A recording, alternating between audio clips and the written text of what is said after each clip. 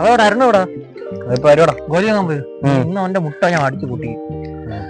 എന്ത് വിഷമം ഒരു ഒന്നിട്ടടാ, കല്യാണം നടക്കാനില്ല. പിന്നെ ഇവിടെ നടക്കണില്ല, ഘോഷയാത്രയാണല്ലോ ഇന്നലെ മേലെ ഞാൻ നോക്കാം. എടാ അതല്ലേ എനിക്ക് കല്യാണം നടക്കാനില്ലെന്ന്. എടാ നീ കുറെ പെണ്ണ് കാണാൻ പോയല്ലോ, എന്നിട്ട് ഒന്നും ശരിയായില്ലേ? അളിയ ആദ്യ ഒരെണ്ണം കാണാൻ പോയി. അത് ആ പെണ്ണിന് എന്റെ അമ്മയ്ക്ക് ഇഷ്ടപ്പെട്ടില്ല.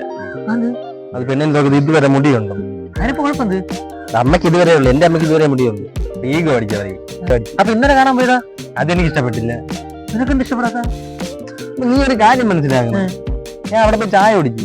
ചായ കുടിച്ച ഉടനെ തന്നെ പെണ്ണ് എന്റെ അടുത്ത് ഇങ്ങോട്ട് വരികയാണ്, നമുക്ക് 5 മിനിറ്റ് മാറി നിന്ന് സംസാരിക്കണമെന്ന്.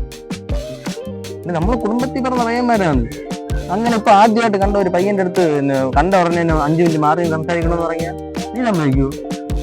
അപ്പൊ അപ്പോഴേ എന്റെ അച്ഛൻ്റെ അടുത്ത് പറഞ്ഞ അച്ഛൻ ഇത് എനിക്ക് വേണ്ടെന്ന് പറഞ്ഞു. അപ്പൊ അവൾ അച്ഛൻ്റെ 2 വേഷം പറഞ്ഞു കൊടുത്തിട്ടാണ് വന്നത്. ഇങ്ങനെയാണ് മക്കൾ വളർത്തുന്നത് പറഞ്ഞു. അല്ലെങ്കിൽ അങ്ങനെയുള്ള നിനക്ക് ഈ ബേക്കറിയിലെ കേക്കുകൾ കാണാനേ ഭാഗ്യമുള്ളൂ, തിന്നാൻ ഭാഗ്യമില്ല.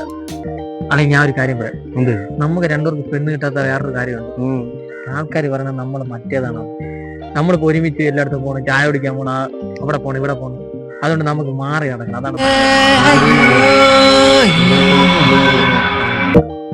ആൾക്കാർ സംശയമാണ് പറഞ്ഞത്. കയ്യറ ഗോലി കളിക്കാണോ?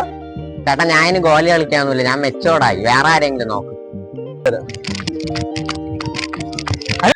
ചേട്ടാ എന്റെ കൂടെ വന്നില്ലേ സച്ചു, അപ്പൊ ഒരു പെണ്ണിനെ വിളിച്ചിറക്കി കൊണ്ടുപോയി.